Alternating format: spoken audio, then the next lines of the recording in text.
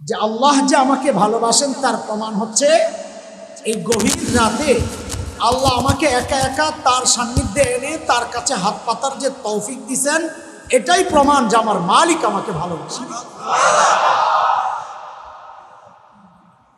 তো আল্লাহ তাআলা যে আমাকে আপনাকে দুনিয়ার নানান ব্যস্ততা থেকে আলাদা করে মসজিদের মধ্যে ঢুকাইয়া দিয়েছেন, এটা প্রমাণ যে আল্লাহ আমাকে আপনাকে ভালোবাসেন।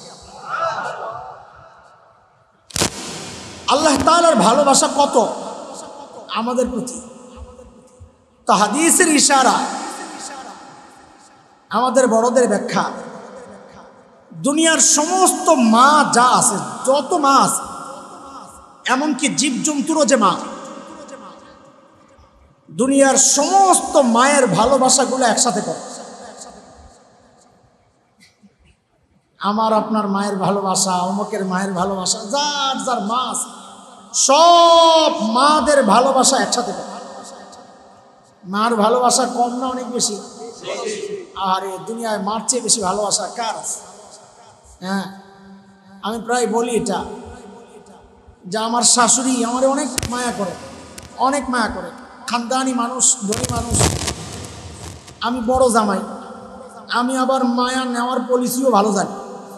অনেক সময় অনেকে আছে মায়া নিতে পারে না। আমার ছেলে আছে একটা, ও মায়া নিতে পারে না। পিচ্ছে মায়া আছে একটা, ও মায়া নিতে পারে। এগুলা পলিসি জানা লাগে। তা আমি যেহেতু মায়া নিতে পারি, আমার একটু বেশি ভালোবাসেন আমার শাশুড়ি। বাপরে বাপ, ধনী মানুষ যেহেতু খাবার অনেক আয়োজন করে, তা আমি মনে মনে চিন্তা করি, বলি আর কি, যে যতই ভালোবাসেন আমার মায়ের ধারে কাছেও। কেন কেন এটা এখন খুব উপলব্ধি করি। দেখেন, মাহফিল শেষে সাধারণত মাহফিলের সিজন যখন আমাদের ঘরে ফিরতে ফিরতে, কাছে ধারে হইলে গভীর রাতে ফিরি, আর দূরে হইলে ভোরে ফিরি। তো গভীর রাতে যখন ঘরে ফিরতাম, ওইটার অবস্থা পরে বলি, এখনকার অবস্থা বলি। বাচ্চারা মাঝে মাঝে নানার বাড়ি চলে যায় ঢাকাতে, তো আমি একা একা বাসায় যাই, কি করবো, আমিও শ্বশুর বাড়ি যাই।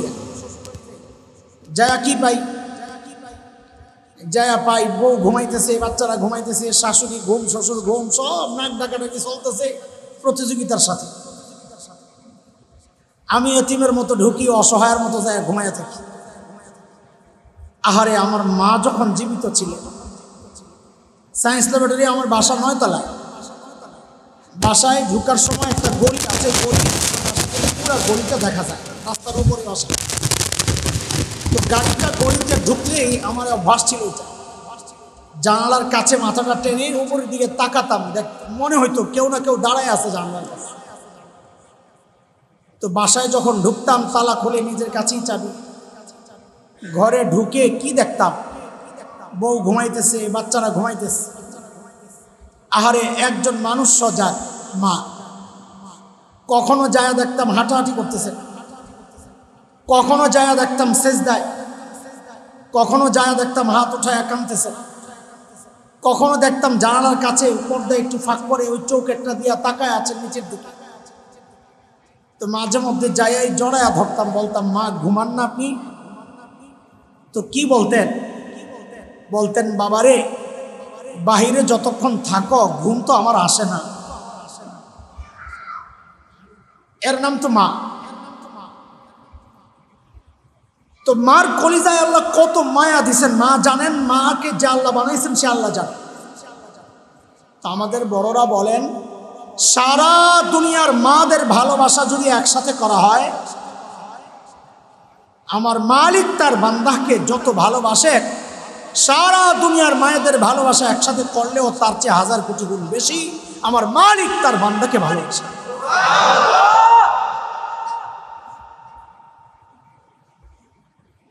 আরে কত ভালোবাসেন আপনি খেয়াল করেন। আমি আপনি যখন গুনাহ করি, দরজা জানলা আটকায়া,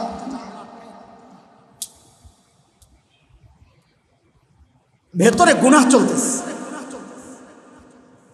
আরে আমার মালিক আমাকে কত ভালোবাসে, ভেতরে গুনাহ চলতেছে, আর আমার মালিক বাহির থেকে দরজার নিচে দিয়া বাতাস আর অক্সিজেন পাঠাইয়া দেন যেন ওই গুনাহ করা অবস্থা আমি মারা না যাই। কত ভালোবাসেন মালিক। আল্লাহ আমাদেরকে ভালোবাসেন, অবশ্যই ভালোবাসেন। আচ্ছা, আমি আপনি কাউকে ভালোবাসি, আজীবন তার পেছনে খরচ করছি, সব আমি দিচ্ছি। এখন বলেন তো আপনার কি চাওয়া, আমাদের কি চাওয়া হবে? ওই যাকে আমি সব দিচ্ছি, এত ভালোবাসি, সে আমাকে ঘৃণা করুক, এটা আমার চাওয়া হবে? না সেও আমাকে ভালোবাসুক, এটা আমার চাওয়া হবে? কথা বুঝতেছেন আপনারা আমার? একটু কথা বললেন। আল্লাহ তাআলা আমাদেরকে ভালোবাসেন, আল্লাহও চান বান্দা তাকে ভালোবাসুক, এটা আল্লাহও চান।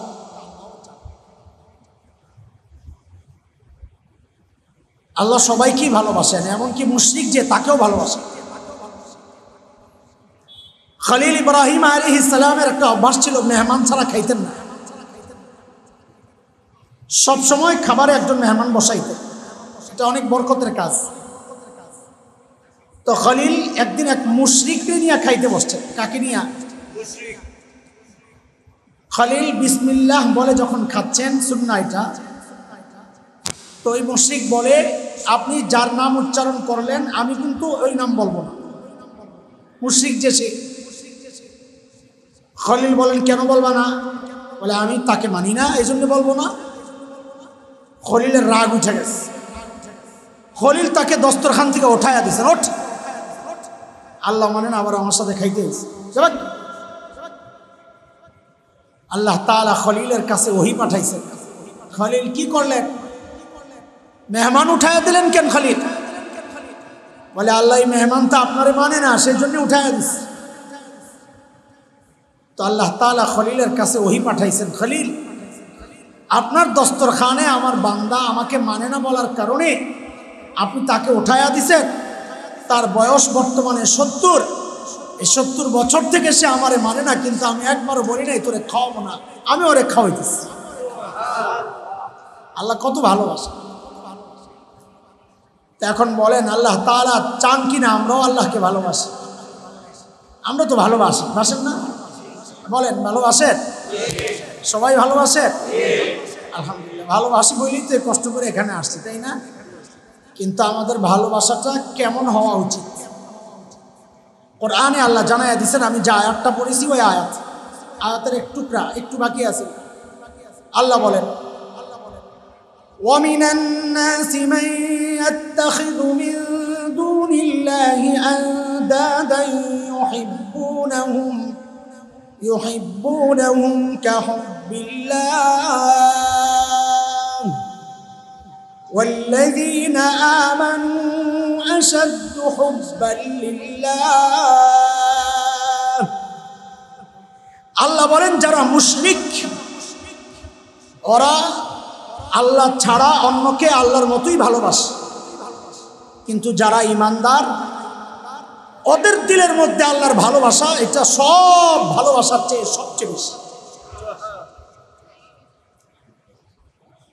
তাইলে ঈমানদারের কাছে আল্লাহর চাওয়া হচ্ছে, ঈমানদার আল্লাহকে ভালোবাসবে প্রচন্ড ভালোবাসা। কোন ভালোবাসা বলেন সবাই বলেন। ভালো তো আমরা বাসি, না বাসলে আসতাম না, কিন্তু আল্লাহ এই হালকা হালকা ভালোবাসা চান না। আল্লাহ কোন ভালোবাসা চান? আল্লাহকে প্রচন্ড ভালোবাসতে হবে। এই প্রচন্ড ভালোবাসা এমনি এমনি আসে না।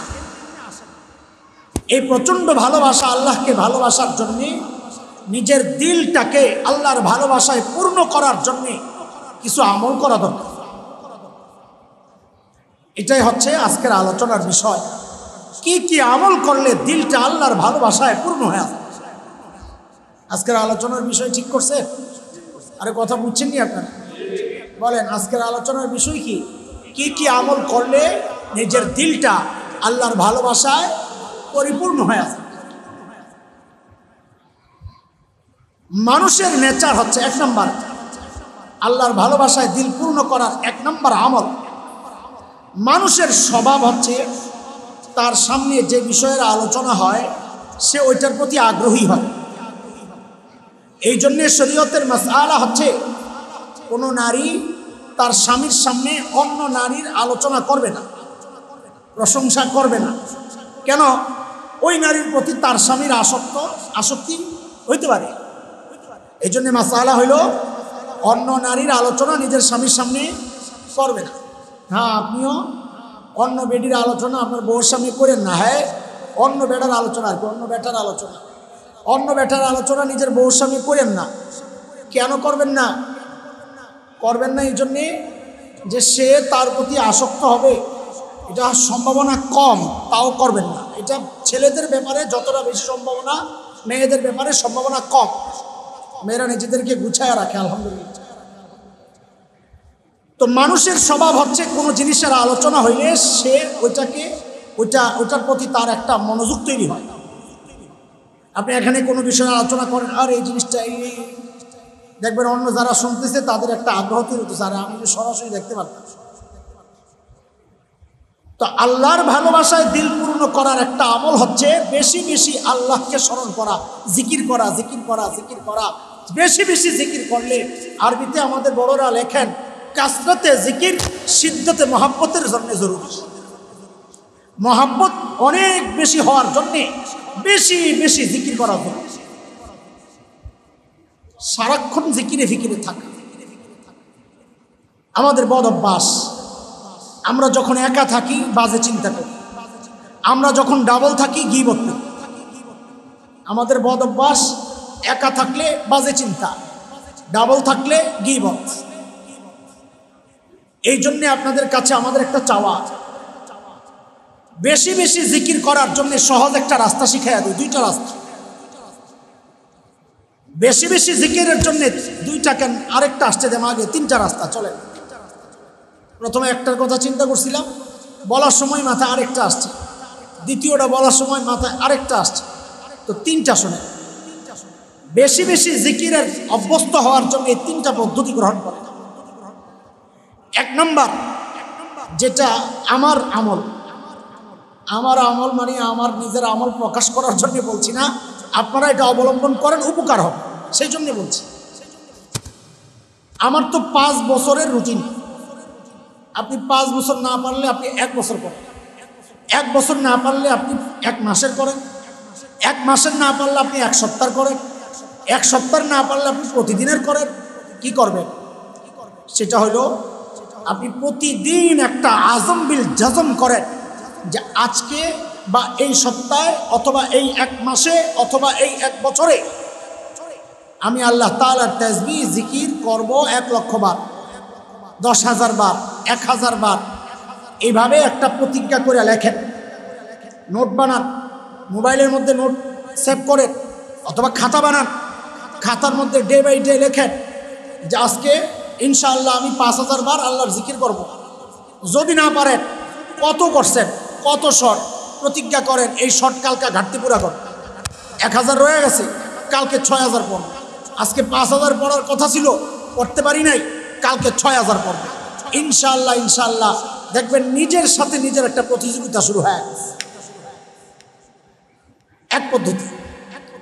2 নম্বর পদ্ধতি হচ্ছে কাজ ভাগ করেন। কাজ কি ভাগ করা? মসজিদে আসেন নাই? আপনারা মসজিদে আসছেন না ফেরেশতারা এনে নামাই দিছে? কথা বলেন না। হাইটা আসছেন নিজে। আমার দিকে দৃষ্টি আকর্ষণ।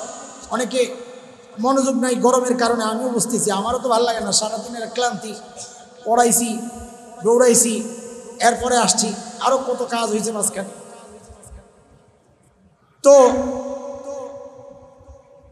মসজিদে হেঁটে হেঁটে আসছেন না মুখ দিয়ে আসছেন? আমার সাথে কথা বলেন। হাত দিয়া কাজটা সারছেন না পাও দিয়া?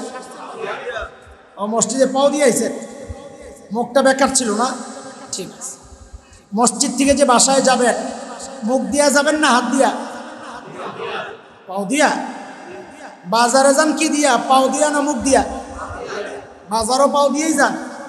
ও, বাজার থেকে আসার সময় মুখ দিয়ে আসেন, তাও পাও দিয়া? দোকানে যান যে, নিজের ব্যবসা প্রতিষ্ঠানে অথবা অফিসে অথবা বাচ্চার স্কুলে মাদ্রাসায়, হাত দিয়া যান না পাও দিয়া যান না মুখ দিয়া যান? হ্যাঁ, এই তো সহজ হয়ে গেছে।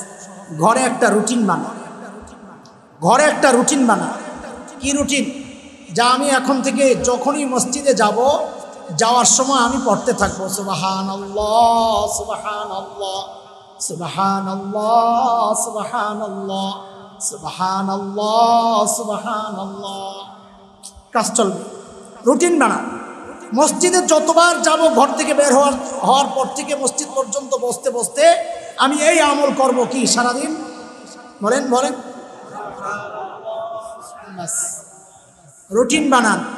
মসজিদ থেকে বাসায় ফেরত যাওয়ার সময় আমি পড়ব আলহামদুলিল্লাহ আলহামদুলিল্লাহ আলহামদুলিল্লাহ আলহামদুলিল্লাহ। বাজারে যাওয়ার সময় পড়ব আস্তাগফিরুল্লাহাল আযীম। আসার সময় পড়ব আল্লাহুম্মা সাল্লি আলা সাইয়্যিদিনা মুহাম্মদ ওয়া আলা আলিহি ওয়া সাহবিহি ওয়া সাল্লিম। অফিসে যাওয়ার সময় পড়ব লা ইলাহা ইল্লাল্লাহ। বলে আমরা না আসা যাওয়া করি, মসজিদে আসি যাই, আমরা এটা পড়বো। মা বোনরাদের বলবেন রুটিন বানাইতে। কি? ভাত যখন রান্না করার যা করবো, চাউল ধুইতে নিয়ে ভাত ওঠান পর্যন্ত আলহামদুলিল্লাহ আলহামদুলিল্লাহ। কাপড় কাচতে সবচেয়ে ভালো জিকির আমি যেটা উপকার পাইছি, তালে তালে জিকির ওরে কাপড় কাচার সময়, সেটা হলো লা ইলাহা ইল্লাল্লাহ। কি? কেমনে? লা ইলাহা ইল্লাল্লাহ লা ইলাহা ইল্লাল্লাহ লা ইলাহা ইল্লাল্লাহ লা ইলাহা ইল্লাল্লাহ লা ইলাহা ইল্লাল্লাহ লা ইলাহা ইল্লাল্লাহ। বলে রুটিন বানাও। কাপড় ধোয়ার সময় লা ইলাহা ইল্লাল্লাহ পড়বো, বাথরুমে না, বাথরুমের বাইরে। ঝাড়ু দেওয়ার সময় ইস্তিগফার পড়বো, জানলা আমার ঘর ঝাড়ু দিতেছি, সাথে ইস্তিগফার পড়তেছি, কেন আমার কলবটারও ঝাড়ু দিতেছি। এই ভাই রুটিন বানান। রুটিন বানাই না, দেখবেন ইনশাল্লাহ আমল চলতে থাকবে চলতে থাকবে চলতে থাকবে। কয়টা গেল পদ্ধতি? একটা হচ্ছে নিজের উপর চাপায় নেন যে আমি 1 মাসে এতবার ইস্তিগফার পড়বো, 1 মাসে এতবার দুরূদ শরীফ পড়বো, 1 মাসে এতবার লা ইলাহা ইল্লাল্লাহ পড়বো, 1 মাসে এতবার সুবহানাল্লাহ আলহামদুলিল্লাহ আল্লাহু আকবার পড়বো। রুটিন বানায় নেন। রুটিন বানায় নিলে ইনশাল্লাহ দেখবেন আমল করা চালু হয়ে গেছে। ঠিক আছে, ইনশাল্লাহ করবো ইনশাল্লাহ। 2 নাম্বার, কাজের রুটিন বানান যে এই কাজের সময় আমি এই তাসবিহটা পড়বো, এই কাজের সময় এই তাসবিহ পড়বো। কাজ তো মুখ দিয়া করেন না, কাজ হাত দিয়া করেন, পাও দিয়া করেন। মুখটা বন্ধ রাখার দরকার কি? মুখ চালু করেন মানুষের সাথে না, মুখে কথা বলেন আল্লাহর সাথে। কার সাথে? 2 নাম্বার গেল। 3 নাম্বার, হযরত মুফতি তাকি ওসমানী দামাত বারাকাতুহুল আলিয়া বলেছেন যে আল্লাহ তাআলা কোরআনে বলেছেন সূরা আহজাব আয়াত 41, ইয়া আইয়ুহাল্লাযীনা আমানু যকুরুল্লাহা যিকরান কাসীরা। হজের মাস যাচ্ছে। হজ জীবনে কয়বার ফরজ? সব কম না বেশি? নবী আলাইহিস সালাম বলেন লাইসা লাহু জাযাউন ইল্লাল জান্নাহ।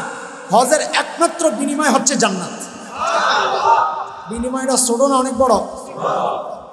এত বড় সওয়াবের আমলটা জীবনে কয়বার? এশার নামাজ প্রতিদিন কয়বার? প্রতিদিন 1 বার। রোজা বছরে কয়বার? কয়েকবার। 30 দিন 1 বার। এটা বেশি না কম? কম। কম কেন কম? কারণ আল্লাহ বর্ণনা দেওয়ার সময় বলছেন কি, কুতিবা আলাইকুমুস সিয়াম কামা কুতিবা আলাল্লাযীনা মিন ক্বাবলিকুম লাআল্লাকুম তাত্তাকুন আইয়ামাম মা'দুদাত। অল্প কয়েকদিন। আল্লাহই বলছেন কম। যাকাত বছরে 1 বার। সব আমলের নির্দিষ্ট মেয়াদ আছে, সব আমলের নির্দিষ্ট পরিমাণ আছে, কিন্তু জিকিরের ক্ষেত্রে আল্লাহ বলতেছেন উযকুরুল্লাহ কাসীরা। তুমি আল্লাহর জিকির করো বেশি বেশি বেশি বেশি বেশি। বেশি তো দূরের কথা, কমটাই তো করি না। এই জন্য হযরত মুফতি তাকি ওসমানী দামাত বারাকাতুহুল আলিয়া বলেন বেশি বেশি জিকির করার একটা সহজ পদ্ধতি, সবচাইতে সহজ পদ্ধতি, এর চেয়ে সহজ পদ্ধতি আর নাই। আগে বলেন বেশি বেশি জিকির করতে চান না আপনারা? চান কি চান? আরে চান কি চান না? যদি চান তাহলে সবচাইতে সহজ পদ্ধতি হচ্ছে হযরত মুফতি তাকি ওসমানী বলেন যে তুমি জীবনের প্রত্যেকটা কাজকে সুন্নত তরিকায় করো। জীবনের প্রত্যেকটা কাজকে সুন্নত তরিকায় করা মানে ওই মানুষটা জিকিরের মধ্যে লেগে আছে। আচ্ছা বলেন এবার, জীবনের প্রত্যেকটা কাজ সুন্নত তরিকায় করার জন্য আমাকে আলাদা কিছু করতে হয় না স্বাভাবিক আমলটা একটু নিয়ত পাল্টাইলেই হয়? আপনারা বুঝেন নাই, আমি বুঝাইতেছি। টয়লেটে যান না যান না? দুনিয়ার কোনো ডাক্তার বলছে ডান পায়ে দিয়ে টয়লেটে ঢুকলে তার পায়খানা ক্লিয়ার হবে? আছেন কোনো ডাক্তার? কোনো চিকিৎসা বিজ্ঞানী বলেছে এটা? বলে নাই। তা আপনি চিন্তা করলেন যে না, আমার নবী আলাইহিস সালাম খারাপ জায়গায় আগে বাম পা দিতেন, আমিও টয়লেটে বাম পা দিব। এটা দিলে আপনার ঢুকতে ঢুকতে আপনার একটু সমস্যা হয়ে যাবে। কথা বলেন, ডাইন বামের কোনো সমস্যা আছে? নাই। তো আপনি বাম পাও দিলেই সুন্নত আদায় হয়ে গেল, আপনি এখন জিকিরের হালতই আছে। আচ্ছা, বিছানা ঝাইরা শুন কিনা? না ময়লা লয়ে পড়েন? বিছানা ঝাড়ার সময় খালি একবার দৃষ্টিভঙ্গি পাল্টান, যে নবী আলাইহিস সালাম হুকুম করেছেন শোয়ার সময় বিছানা ঝাইরা শো। আমি সেই জন্য ঝাড়তেছি, ঝাড়া হয়ে গেল, সুন্নত আদায় হয়ে গেল। আরে ঘরে ঢুকলে বাচ্চাদেরকে চুমু খান কি খান না? খান। আরে কথা বলেন, খান না খান না? খান। আদর করেন কি করেন না? এখন থেকে বাচ্চাদেরকে চুমু খাওয়ার সময় খালি দৃষ্টিভঙ্গি পাল্টাবেন, যে আমার নবী বাচ্চাদেরকে দেখলে আদর করতেন। হযরত হাসানের কপালে চুমু খাইছেন, হুসাইনের গলায় গালে ঠোঁটে চুমু খাইছেন, আমিও আমার বাচ্চারে চুমু খাইতেছি। আদরে আদর হয়ে গেল, সুন্নত আদায় হয়ে। আরে ভাই, সুন্নত আদায় করার জন্যে আলাদা কিছু করার দরকার নাই। নিজের স্বাভাবিক কার্যক্রমগুলো খালি একটু দৃষ্টিভঙ্গি পাল্টাইয়া একটু মন দিয়া করলেই হয়। পানি খাওয়ার সময় খালি একবার চিন্তা করেন, আমার নবী পানি কিভাবে খাইছেন। আরে আমি আপনি এমন এক নিয়ামত পাইছি যে আমার নবী, আমার জীবনের এমন কোনো জায়গা নাই, ক্ষেত্র নাই যেখানে আল্লাহর নবী আমাদের জন্য তরিকা আর পদ্ধতি রেখে যান। সুবহানাল্লাহ বলেন না? আমার নবী খাওয়ার তরিকা রেখে গেছেন না? জানেন গেছেন? কি গেছেন? এক গোলাম বসছে খাইতে। গোলাম মানে বিচ্ছি বাচ্চা। বাচ্চাদের কাম কি? এখান থেকে চারদিক থেকে খালি থামায় না। তো নবী আলাইহিস সালাম বলেন, ইয়া গোলাম সামিল্লাহ, বিসমিল্লাহ কয়া খাও। অকুল মিম্মা ইয়ালিক, নিজের কাছ থেকে খাও।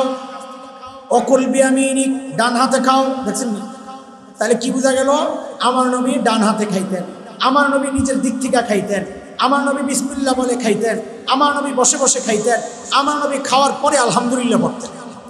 আপনি পানি খাওয়ার সময় চিন্তা করেন আমার নবী কিভাবে খাইতেন, তো দেখবেন চলে আসছে আমার নবী বসে বসে খাইতেন, আমার নবী ডান হাতে খাইতেন, আমার নবী খাওয়ার আগে বিসমিল্লাহ পড়তেন, আমার নবী 3 ঢুকে খাইতেন, আমার নবী খাওয়ার পর আলহামদুলিল্লাহ পড়তেন। আচ্ছা, এইভাবে খাইলে কি আপনার কষ্ট হবে? বরং আপনার সহজ হবে। একবারে খাইলে পানি আটকায়া যাইতে পারে, 3 বারে খাইলে আসানির সাথে সহজে আপনি খাইতে পারবেন। খাওয়া হইল, সুন্নত আদায় হইল, সওয়াব ও আমল নামায় লেখা হইল, বেশি বেশি জিকিরও হয়ে যাবে। করবো ইনশাআল্লাহ। তাহলে 1 নম্বর আমল কি? অন্তরটাকে আল্লাহর ভালোবাসায় পূর্ণ করার জন্য 1 নম্বর আমল হইল বেশি বেশি জিকির করা। ইনশাআল্লাহ করবো না দোস্ত? ইনশাআল্লাহ বলেন ইনশাআল্লাহ।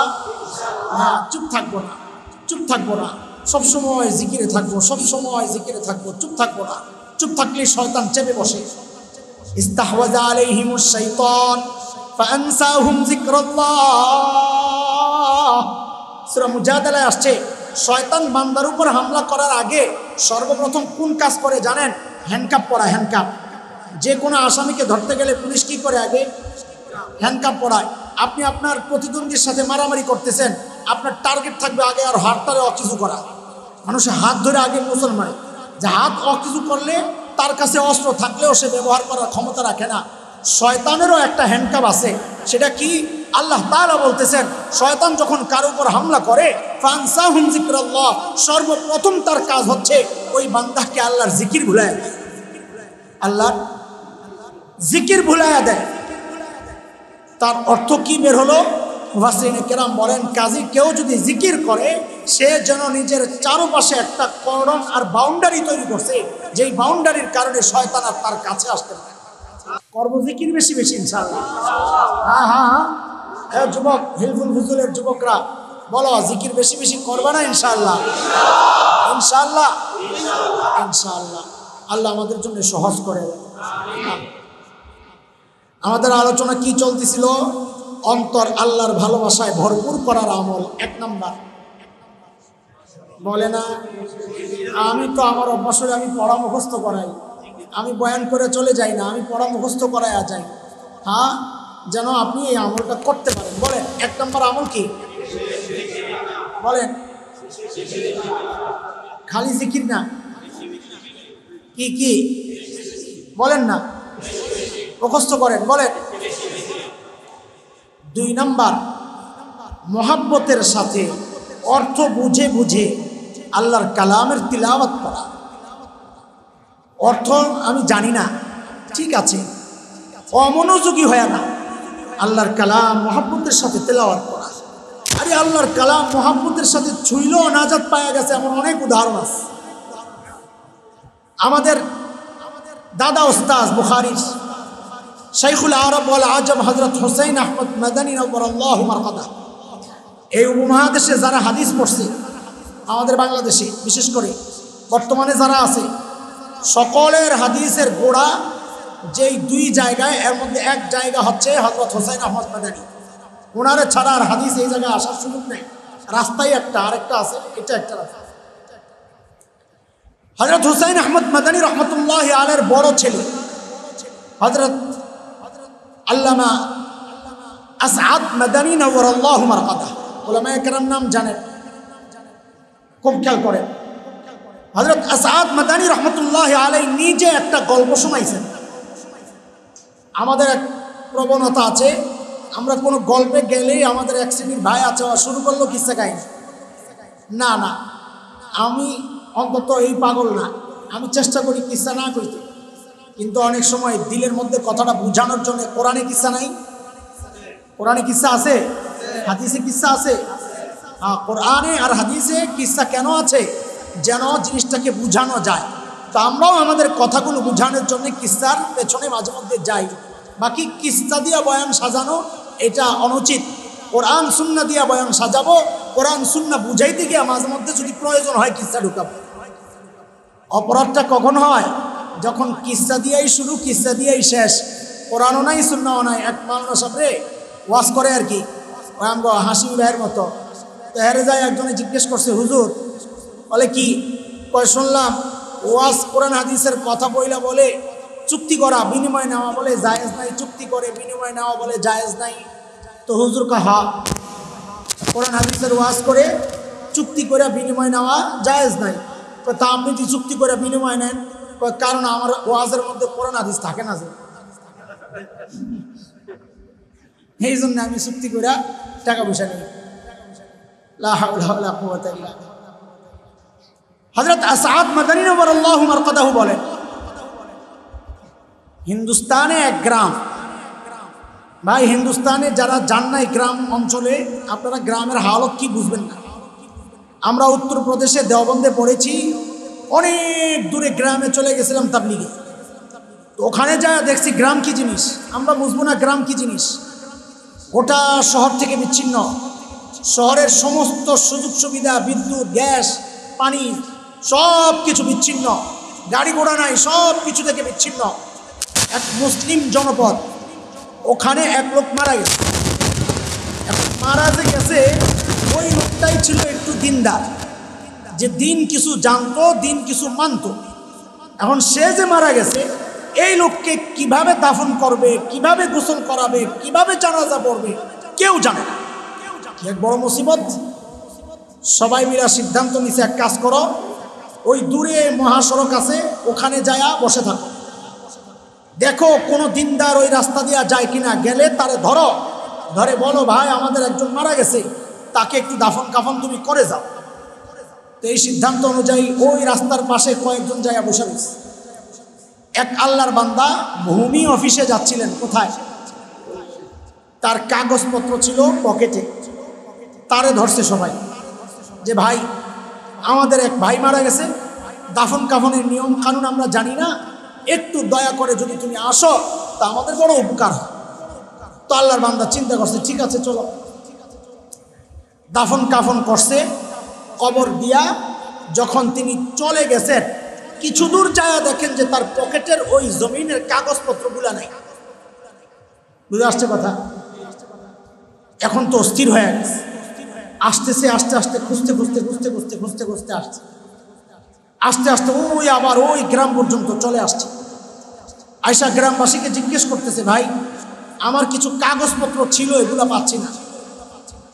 তো কই যাবে? রাস্তায় কোথাও পড়ার তো কোনো ব্যবস্থা নেই, তো আমার পকেটে। একটাই সন্দেহ লাগতেছে আমার, সেটা হচ্ছে ওই লাশ যখন কবরে রাখছি তখন হয়তো ওই কাগজগুলো কবরে পড়ে গেছে। হায় আল্লাহ, এখন কি করা যায়? বলে তোমরা যদি অনুমতি দাও তো আমি ওই কাগজগুলো একটু কবর থেকে ওঠাতে চাই, কবরটা খুলে একটু দেখবো আছে কিনা। তো বলে ভাই তুমি আমাদের এত উপকার করছো, এখন তোমার এই জরুরি কাগজ ওঠাবা, ঠিক আছে কবরটা একটু খোলো দেখো। আরে ওই কবর খুলছে, সব দেখে ভিতরে এমন সুন্দর সুন্দর ফুল দিয়া কবর সাজানো। কবর খোলার সাথে সাথে গোটা এলাকা সুঘ্রাণে মৌ করা শুরু। আর দেখেন যে ওই ভদ্রলোকের কাগজগুলো ওই মাইয়াতের মাথার কাছে এক পাশে সুন্দর করে ভাঁজ করে রাখা। আমি চাইলে দিই কাগজ নিয়ে তাড়াতাড়ি কবর দিয়া, এখন সবাই অবাক তাকায় আছে, এটা কি ফুল দিল কি, এই গ্রাণ আসলো কোত্থেকে? এখন ওই যিনি কবর দিছেন তিনি জানা শুরু করছেন, জানতে চাইছেন এই মানুষ কি। নিশ্চয়ই তিনি অনেক বড় আল্লাহওয়ালা। এত বড় আল্লাহওয়ালা না হইলে তার কবরে তাকে ঢুকানোর সাথে সাথে তার কবরটা জান্নাতের টুকরা হয়ে গেছে। কে তিনি? বলে তিনি আমার গ্রামের একজন সাধারণ মানুষ। কি আমল করতো? বলে কিছুই তো জানে না, আমল করবে কিছুই জানে না। কিছু একটা আছে। খুঁজতে খুঁজতে ওই ব্যক্তির এক মেয়ে ছিল, এই মেয়ের কাছে যায় হাজির। যা মেয়েকে জিজ্ঞেস করতেছে, মারে তোমার বাবা এমন কি আমল করতো বলো যার কারণে তাকে কবরে রাখার সাথে সাথে তার কবরটা জান্নাতের টুকরা হয়ে গেছে। তো মেয়ে বলে আমার বাবা কি আমল করবে, বাবা কিছু জানতেনই না, তো কি আমল? বলে খেয়াল করে দেখো কিছু একটা আছে। কি করতো তিনি প্রতিদিন? তো মেয়ে বলে আমার বাবা কোনো আমল করতেন না, তবে একটা কাজ করতেন আপনাদেরকে বলি, ওই যে উপরে কি যেন একটা রাখা আছে তাকের মধ্যে, আমার বাবা প্রতিদিন ওইটাকে নামাইতেন। বলে কি দেখি? এনে দেখেন যে গিলাফে মোড়ানো একটা কোরআন শরীফ। বলে প্রতিদিন আমার বাবা এই কোরআন শরীফটা খুলতেন, খুলে পড়তে পারতেন না, তো কি করতেন? বলে প্রতিদিন আমার বাবা ওই এটা খুলে বইটা খুলে ওই লাইনের মধ্যে আঙ্গুলটা রাখতেন। কোরআন শরীফের যে লাইন আছে ওই লাইনের মধ্যে আঙ্গুলটা রাখতেন, রাইখা আঙ্গুলটা এভাবে বুলাতেন আর বলতেন ये भी मेरे कलाम, मेरे रब के कलाम है, ये भी मेरे रब के कलाम है, ये भी मेरे रब के कलाम है। এক একটা লাইনে আঙ্গুল ঘুরাইতেন, ঘুরাইতে ঘুরাইতে নিচে যাইতেন আর বলতেন এটাও আমার রবের কালাম, এটাও আমার রবের কালাম, এটাও আমার রবের কালাম। বলে প্রতিদিন আমার বাবা শুধু এইটুকু কাজই করত। বলে আর কিচ্ছু না, কোরআনের এই ভালোবাসার কারণে তাকে কবরে রাখার সাথে সাথে আল্লাহ তাআলা তার কবরটাকে জান্নাতের টুকরা বানায়। ভাই আল্লাহর হস্তে আপনাদের পায়ে হাতটা রেখে যায়, এই অবহেলা কেউ করেন না। কোরআন তিলাওয়াত করতে পারি না এই কথা আমরা শুনতে চাই না। এটা বাংলাদেশ, আপনাদের জন্য অনেক বড় সৌভাগ্যের ব্যাপার। এটা দুনিয়ার বহু জায়গায় কোরআন শিখতে শত শত মাইল দূরে যেতে হয়। আমেরিকা থেকে অনলাইনে বাংলাদেশের মানুষ কোরআন শিখায়, অথচ আপনি আপনার ঘর থেকে বের হইলে দুনিয়ার শ্রেষ্ঠ শ্রেষ্ঠ হাফেজের সাথে টক্কর খান। আজকে আপনাদের ইমাম সাহেব নামাজ পড়াইছেন, আল্লাহু আকবার। আমার কাছে লাগতেছিল আমি তো হারাম শরীফে আছি, মাশাআল্লাহ, মক্কার তিলাওয়াত চলতেছে, মাশাআল্লাহ। হ্যাঁ আলহামদুলিল্লাহ আলহামদুলিল্লাহ। আরে ভালো তিলাওয়াত ওয়ালা ইমাম পাওয়া এটাও নসিবের ব্যাপার। আমরা উত্তরবঙ্গের দিনাজপুরে গেছিলাম, কিছু দিনই কাজ ছিল। ওখানে যায়া কয়েক মসজিদে নামাজ পড়া শেষে সিদ্ধান্ত নিছি কি জানেন, যে কোনো জায়গায় আর জামাতে নামাজ পড়ুন, নিজেরা নিজেরা জামাত করুন। এখন মাগরিবের সময় যাইয়া হাজির হয়েছি এক মসজিদ, নামাজ চলতেছে। এটা কবে ধরা খাইলো আমাদের কাছে? এক ভালো বড় মসজিদ, কেন্দ্রীয় মসজিদের মান রাখে এমন মসজিদ, নামাজ পড়তে যায়া দাঁড়ায়া দেখি সুবহান আল্লাহ, এই লোকের পেছনে আমাদের নামাজই হবে না। আর নামাজের একটা মাসআলা হইল, অশুদ্ধ তিলাওয়াতকারীর পিছনে যদি শুদ্ধ তিলাওয়াতকারী থাকে তাহলে শুধু তার নামাজ হয় না তা না, সবার নামাজ ভেঙে যায়। আমরা দেখলাম এখন যদি আমরা ওই ইমামের পিছনে নামাজ পড়ি তো যারা নামাজ পড়তেছে সবার নামাজ বরবাদ হয়ে যায়। এরপরের থেকে কোথাও গেলে কি করতাম, একা একা নামাজ পড়তাম। এখন মসজিদে গেছি, নামাজ দাঁড়িয়ে গেছে, এখন একা একা কী করব? তো শেষে ওই অজুখানায় বৈশা বৈশা মুখ 2-4 বার, হাত 2-6 বার কী করুন, বয়া বয়া কাম তো নাই, যেন অসুয়াশার রুগী। আস্তে আস্তে বয়া বয়া উজু টুজু করে যেই সালাম ফিরাইছে তো আস্তে করে মসজিদে আয়া তো নামাজ পড়ছে। আপনাদের জন্যে এটা বড় সৌভাগ্যের কথা যে আপনি ডানে বামে যেদিকে তাকাবেন দুনিয়ার শ্রেষ্ঠ শ্রেষ্ঠ হাফেজ আপনার পাশে। যদি কেউ বলেন আমার সময় নাই, কখন সময়? রাত্রে 2টা। ইনশাআল্লাহ ইনশাআল্লাহ আমরা রাত্রে 2টায় আপনাকে পড়াইতে বলতে আসে। বলে আমার পয়সা নাই, আরে কোনো সমস্যা নাই, আপনি আসেন, আপনাকে পয়সা ছাড়াই পড়াবো, আসেন। বাংলাদেশে এই কথা বলার কোনো সুযোগ দোস্ত নাই।